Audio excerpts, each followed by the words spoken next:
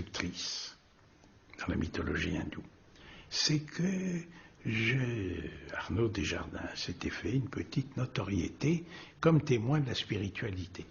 Et il est évident qu'une relation mondaine avec une vedette qui n'incarnait pas aux yeux du public les sommets de la culture a complètement détruit cette image. Pour tout le milieu spirituel, c'était devenu une déchéance, une décadence. Je le savais. Et je dis, ben voilà, eh ben oui. Alors il y avait de tels contrastes que si on ne se laisse pas fendre en deux, split, disait Swamiji, par la tension entre l'idéal spirituel qui était toujours vivant, prendre des coups, et la griserie de la réussite, ça faisait beaucoup, mais ça faisait une possibilité de mise en pratique. Et j'ai été sauvé par un mot que je reprends souvent à mon compte aujourd'hui, sobriété. Sobriété. Pas de romantisme inutile, pas d'exagération. Sobriété, ici, maintenant, la vérité, rien que la vérité.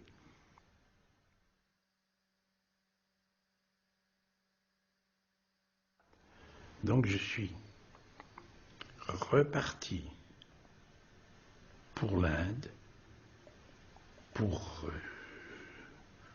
retrouver Swami Prajnanpad,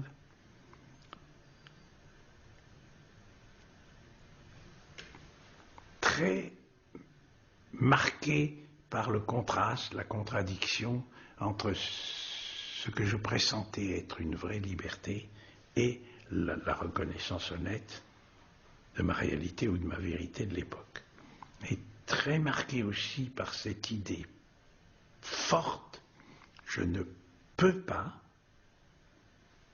être fidèle à mon dharma de père tel que je le comprends et tel qu'il est évident pour moi. Ça a joué un très grand rôle, cet aspect-là, dans la maturation ou la préparation pour ce séjour. Donc il y avait vraiment une demande, une attente. J'étais très disponible pour qu'il me dise ce qu'il avait à me dire. Le moment de friction avec lui était complètement dépassé. Et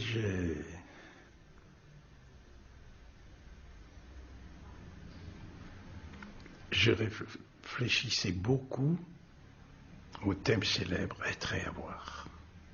Et un jour, Swamiji a laissé tomber simplement to be, être, to be is to be free from having nothing else.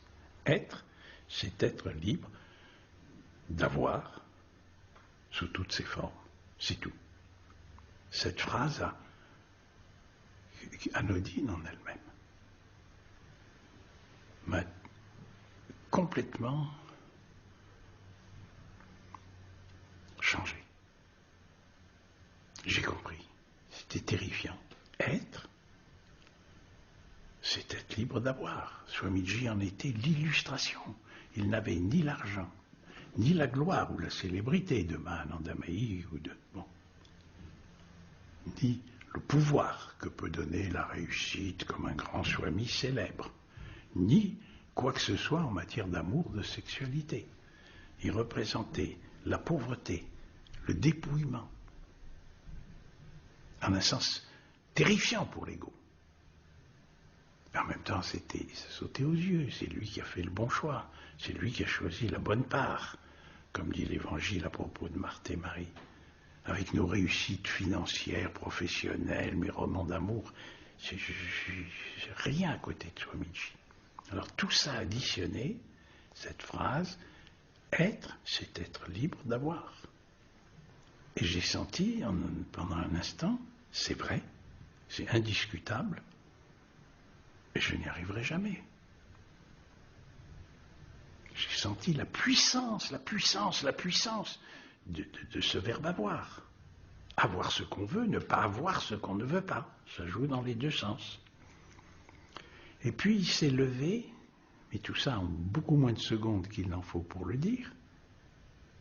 Après tout, depuis tant d'années que je me réclame de cette voie, que je médite comme je peux, que je consacre mon temps et mon énergie à organiser des séjours auprès de maîtres hindous, que j'ai fait sous Selaing avec Swamiji.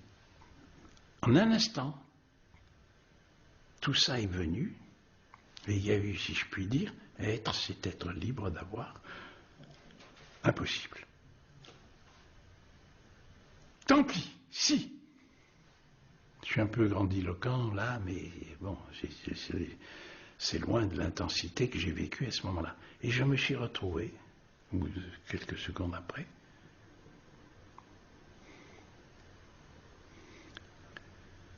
comme un rocher qu'on a fait sauter à la dynamite. Il n'y a plus qu'à enlever des blocs de pierre, mais on peut les enlever à la brouette.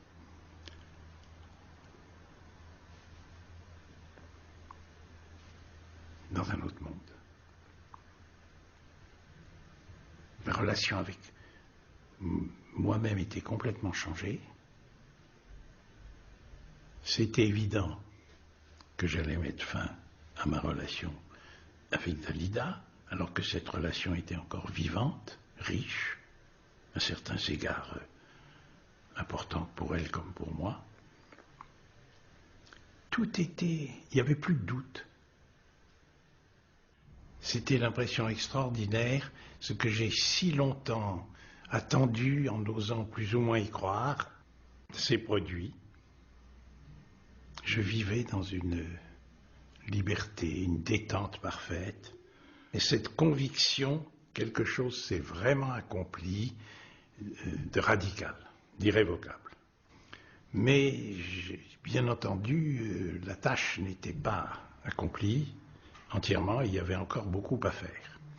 Simplement, le niveau de qualité, d'intensité de ma pratique a en un moment immensément changé. Peut-être, pour employer deux expressions propres à Swami Prajnanpad, est-ce que jusque-là je n'étais qu'apprenti disciple et qu'à partir de ce jour-là, j'ai été disciple.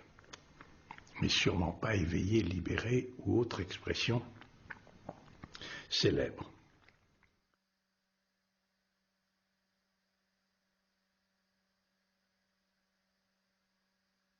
Et en juin 1974, je me retrouve auprès de Swami Prajnanpad.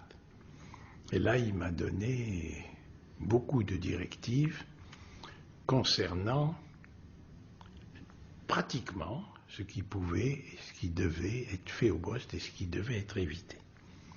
Il faut dire que nous savions, et tout le monde le savait, que Swamiji était très affecté au niveau cardiaque et que on pouvait s'attendre à ce qu'il ne demeure plus présent physiquement, vivant parmi nous, très longtemps. En fait, c'est le dernier séjour un peu long que j'ai fait auprès de lui. Entre-temps, toute la famille s'était retrouvée auprès de Mahanandamayi à Ranchi, à 6 km de la maison où était Swamiji. Et Denise, pendant ce temps, a fait un séjour intime auprès de Swamiji.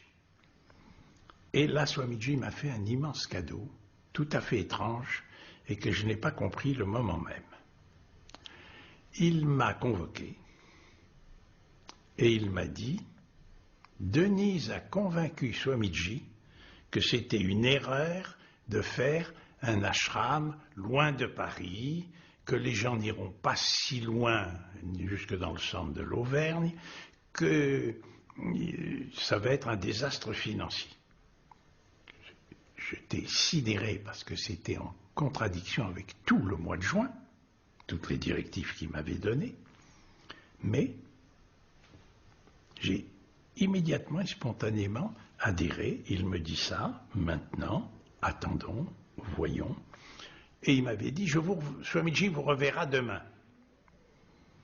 Donc, je me suis rendu compte qu'il m'avait porté un coup terrible, mais qu'il n'avait pas du tout réussi à me désarçonner ou à me troubler. Simplement par le fait de mettre son enseignement en pratique, parce qu'il devrait